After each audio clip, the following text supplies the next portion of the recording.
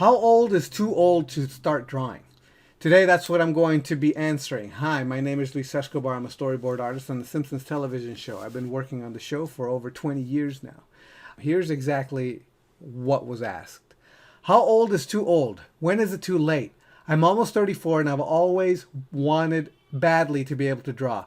But a 2-year-old can draw more coherently than I am capable of, no joke. And I just have no idea how to even start. Everybody says that I don't want it and that I'm not willing to put in the work. Maybe in the end that's true. Maybe they're right, but I just don't know. This is supposed to be an enjoyable, right? And it just isn't any fun at all. Not being able to even do the most basic, simplistic things, and feeling like I'm never making even the slightest progress. I feel like I'm at my wit's end with this. Okay, so this is my answer. I answered this in a comment. I answered specifically what I'm going to read. I may stop and expound, but this is basically what I wrote. You're never too old to start. One of the reasons little kids are able to draw so freely is because they're not beating themselves up about how they draw. They just do it. Once they hit a certain age, around 7 years old, kids just judge themselves and quit. If you can write, you're already drawing. It's just a matter of transferring your confidence from writing letters and numbers to the different symbols of drawing. Try out the exercises in the level 1 post, which I have on my website at thedrawingwebsite.com. I have some exercises that should help you slowly gain confidence when dealing with learning, getting your hand-eye coordination, getting some confidence, making marks. And also join my newsletter because I also put kind of like a pattern making. It's called Zentangled. I call it Draw Chi. But it's basically, they give you like little exercises to make patterns, which again is another really great way to start getting confidence, start being able to make marks, start having the marks that you make do what you want them to do.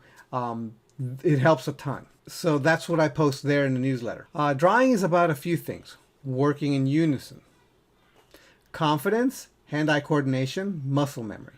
Except for the confidence, which is a state of mind that you can change, hand-eye coordination and muscle memory comes from drawing a lot. It doesn't matter how good the drawing is as long as you do it.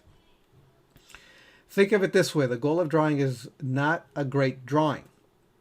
That will happen eventually. The goal is reaching flow state, otherwise known as being in the zone.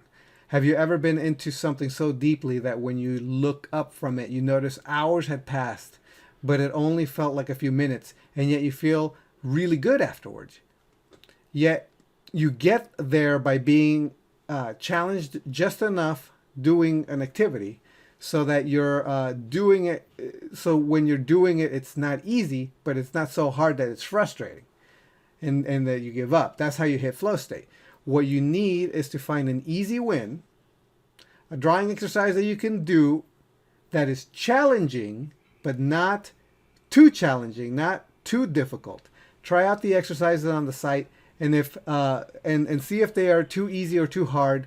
Start at the beginning. Remember, it's about hitting flow state, not about being Michelangelo. When you change the goal from great drawing to reaching flow state, the act of drawing itself becomes the goal, not the perfection.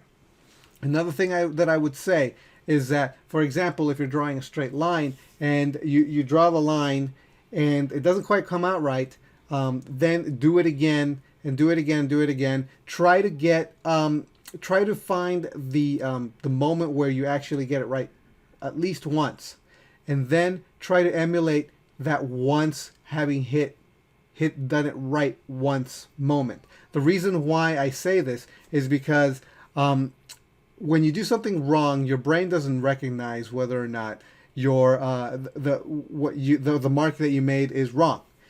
You know it, but your brain and your hand and your muscle memory they don't know it.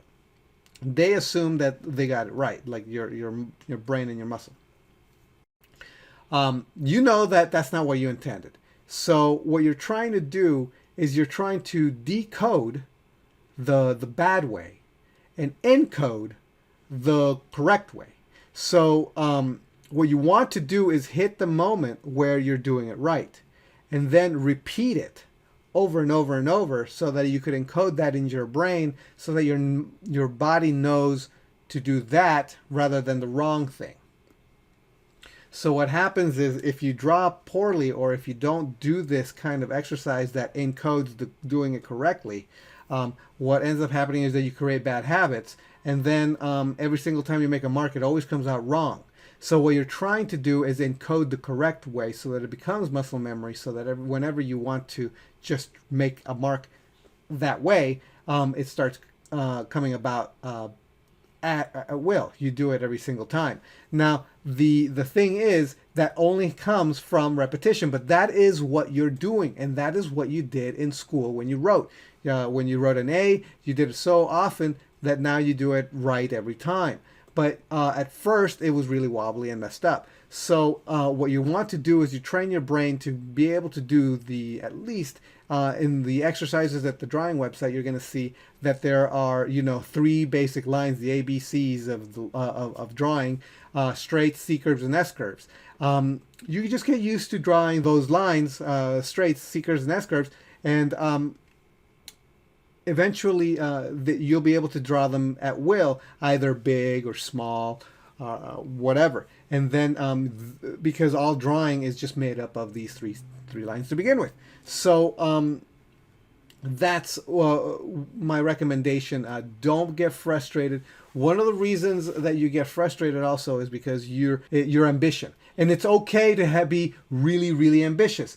The problem is that when your ambition is really high and your skill level is here at the bottom and you're working your way up the ladder, when you judge your final ambitious goal to what you're capable of doing at the moment, you get frustrated because there's a big gap. So you have to start taking baby steps. You have to go, okay, well, in order to reach up here, I got to be able to take this step and just concentrate on the steps. Don't concentrate on being able to do the end goal from the beginning. And that is the problem. That is where the frustration comes in, because you have to realize and recognize that you're taking small steps in order to get to the big steps. There's a lot going on when you're trying to draw really advanced drawing.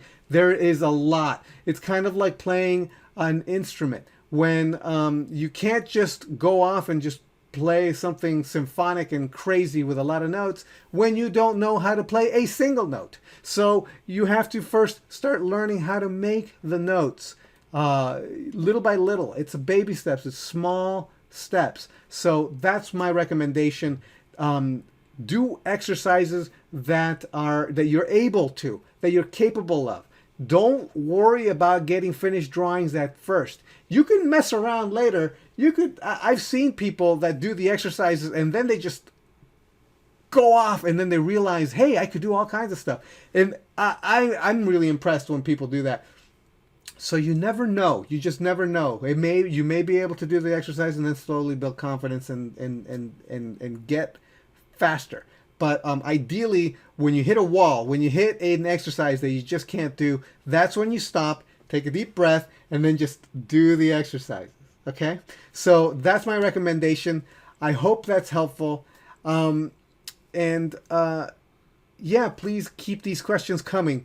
I'll try to answer them as best as I can. Thank you so much. If you found this video valuable, I would like to encourage you to return value for value by becoming one of my patrons over on Patreon. Not only will you encourage me to continue making informative videos that are useful to you, but you get extra perks too. For only a small investment of $1 a month, you can get all new videos I create months before anyone else gets to see it. Also, if you have any questions you'd like me to answer as a patron, you get priority and I answer your questions first. On top of that, when you're a patron at any level, you become part of a raffle where I send original art via mail to the winner of that month. The higher your tier, the better your opportunity to win. Higher tier patrons also get access to any art I do in high-res JPEGs and also full access to PSD files to any work I do, including the PSD files of these videos. Currently, there's a huge backlog of downloadable files you can get. So right away, you're going to get quite a lot of bang for your buck. And the more patrons I get, the better these videos will get. the more content I can produce. In other words, the more you benefit. Please consider becoming a patron.